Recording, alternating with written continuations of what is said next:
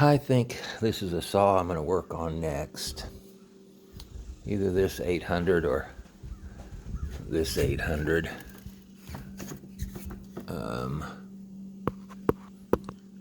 This one is marked AM, and it's an early one. This one is not marked AM,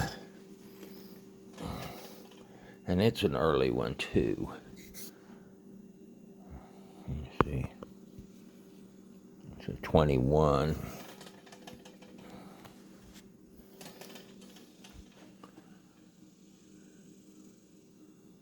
That's a 21, and this is a 27. This is a much earlier one. This is probably a 66. I may do this. The early ones weren't marked AM, but they did come in AM.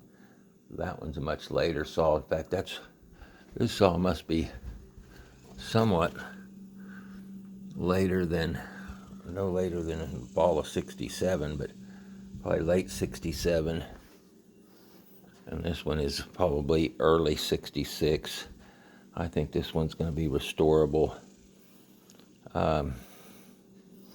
Doesn't have the seam hasn't been welded. The clutch cover is in super shape for these clutch covers. They're usually broken, cracked, or hole in them. And these are hard to find. These are with the 5/16 threads. And yeah, XL-800 automatic oiler with manual override. It's got a new cover on it. Looks like the screws on there are not what I wanted on there. Not the right screws there. I need a bumper or a spike.